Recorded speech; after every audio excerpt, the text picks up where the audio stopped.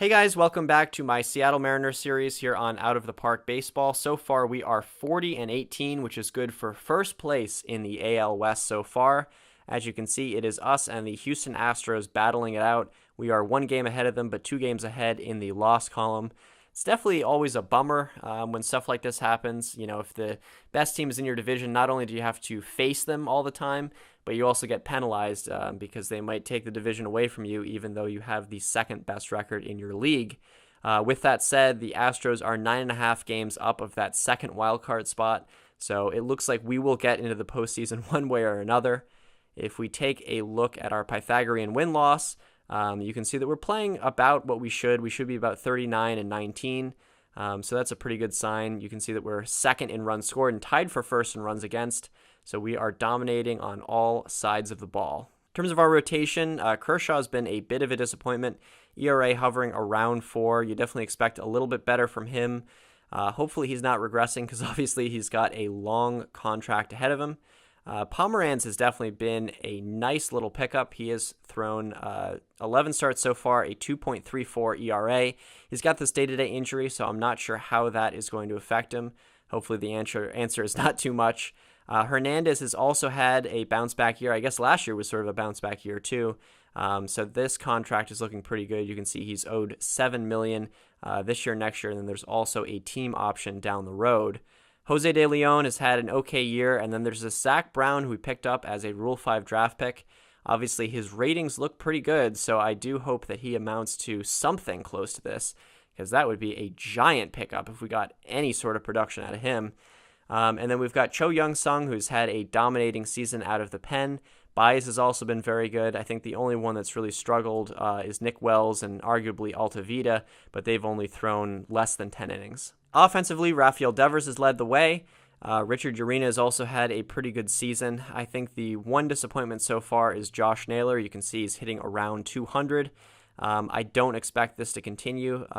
Although our head scout doesn't like him as much as our previous head scout, he's still got 65 contact, 65 home run power, so he should be a productive hitter. He's only 22 years old. And then another big story is Vladimir Guerrero Jr. He's only been up for about 13 games. He actually broke his arm earlier this year, but he's back. So he's hitting 370 so far. He's OPSing 1.22, so that is quite unbelievable. Injury-wise, we have not been very lucky. James Paxton is out for another month. He is dealing with a strained hamstring. And then Carl Edwards Jr. has shoulder inflammation. It looks like he has regressed significantly, so he might be released when he comes back. Who knows? Pac, unfortunately, also has an injury. He's been out for 5 weeks. He's got 2 more weeks that he's still out for. He had been killing it when he was up, so hopefully when he comes back, he returns back to his old form. And then the big loss, I think, is A.J. Pollock. Unfortunately, he will be out for 2 months, so I'm not really sure what we're going to be doing in center field. Right now, we've got Ben Gamel playing center. Maybe we have to do that. I don't know. Certainly, he has the defensive ratings to play center field, so maybe he does go out to center. One thing I forgot to mention in the last episode is that our new head scout does not like Tristan Casas. Obviously, he was our first-round pick last year, but the OSA still likes him, so hopefully that pans out. With that said, it is time for the first-year player draft. We have the 24th overall pick. And this looks like a pretty good draft. In fact, we're only viewing the batters, so hopefully there are some good pitchers as well. And there are. So, wow, this draft class is loaded. All right, so it is time for our pick. I think it's going to take me a while to settle on someone because you can see that there are a lot of good options out there. So I realized I was not looking at the head scout ratings. I was looking at the OSA ratings. So the players that are out there aren't nearly as good as I thought, but oh well. All right, so I think we are going to settle on this Mike O'Neill. He is a durable pitcher, has good stamina. Looks like he's got good stuff in control. He's pretty far along at 21 years old. He is also an extreme ground ball pitcher that throws 95 miles an hour. And then finally, he has good work ethic and loyalty. So I kind of like the intangibles of this guy as well. The only other starting option is this Josh Holt, but he's not really a starting option because he's got such a terrible changeup. I definitely like his leadership and work ethic and intelligence and everything, but I'm sorry, you definitely need a third pitch to be a starter. And then there's a first baseman, Benny Short, obviously some very good ratings according to our head scout, But OSA doesn't really like him as much, and then we also just have a lot of first basemen. I think we're going to need some serious pitching down the road, and I look at this Mike O'Neill guy, and I think that, in the next couple seasons, he could definitely add to our rotation. So I think that that is the person that we're going to pick. So for our second pick, it's here in the second round. Ben Short looks like the best guy on the board. We had talked about him before. This is a second baseman. He's not that great. And this guy is an impossible signing, and I don't really even like his ratings that much. In terms of starters, there is this Josh Shum. He's definitely not too bad, but he's asking for a lot, so I believe that he might fall to the next round. I think we're going to go with this Benny Short. So I was right, Josh Shum falls to the next round, so we are going to snag him up. Our scouting director recommends this Luis Ochoa. I actually don't mind his ratings too much. I don't know that he has a major league bat, but he's really fast. He plays a good outfield, so I think that that is someone that we're going to go with. I'm going to let our scout complete the rest of the draft. So looking back at the draft, the top pick was Luis Monreal. He doesn't look that great, but I was pretty surprised about this Eric Shearer. He's a 4.5-star pitcher. He throws 100 miles an hour, and he's a ground ball pitcher. He's got 4 good pitches, 70 stamina. I mean, he looks unbelievable. All right, so I've simmed ahead a little bit. Currently, we are 3 games out of the AL West on July 2nd. In the wild card, we're still 5.5 games up, but you can see we've been 2-8 in our last 10 versus the White Sox, who have been 8-2, so they are definitely gaining some ground on us. Kershaw has not been doing as well, but this other guy, Zach Brown, has been really pretty dominant, although actually his whip is pretty high, so I don't expect that to continue. Sort of the opposite for Kershaw, actually. His whip has been about where it's been in the last couple seasons, so I expect his numbers to get a little bit better, hopefully. Otherwise, just wanted to give an update on Guerrero Jr. He's still hitting 340, so he has been doing pretty well, and Josh Naylor still hitting around 200. It is also time to look at the international free agents, amateur free agents, and obviously this Egudio Enforcer Donzelli looks like the guy, although unfortunately the OSA ratings are not as high on him. I'm trying to think if this is the guy that we're going to go all out for. Certainly there's really no one else out there. There's this catcher. Ooh, actually, I really like the look of this catcher. And the OSA really likes him, although in some different ways. So, I mean, as a catcher, obviously defensively he's not that great, but I mean, 70 power from a catcher. Even, the OSA, it's like, the discipline isn't really there, but otherwise he is very good. So maybe we do go sort of all out. We have a ton of money that we could use towards international free agents. You can see about $22 million. So we could honestly give pretty big contracts to both of those people, and maybe even this Verdugo guy. So maybe this is the year that we sort of go all out. There's 3 capable guys. Who knows if we'll really land all of them. But certainly we can land this pitcher who looks to be a stud. All right, so we offered contracts to Donzelli and Barcia. Verdugo, taking a second look at him, obviously he's got some good offensive ratings, but I don't really think he'll be a center fielder in the future. And if he's not going to be a center fielder, then really what is he going to be? Obviously, if he turns out to what his OSA ratings look like, he would be a stud. But I do trust our head scout. He is very good on international free agents. In fact, I think that might be his best area. Yep, he is legendary in terms of international amateurs. So, hopefully he's right on Donzelli, and hopefully he's right on rock and roll Barcia.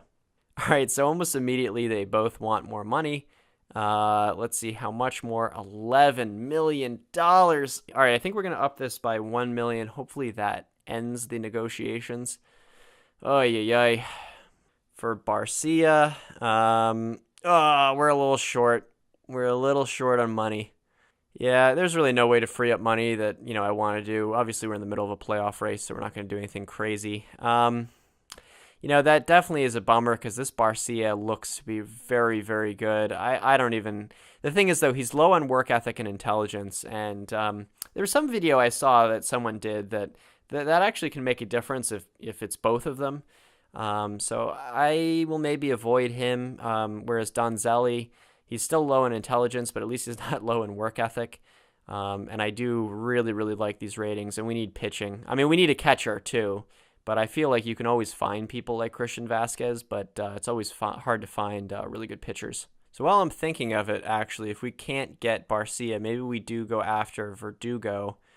He only wants $2.5 million. Are we going to need more money? I don't think so. I don't think there's anything else we would need money for this year. So let's try to spend all our money. Let's offer Verdugo this contract.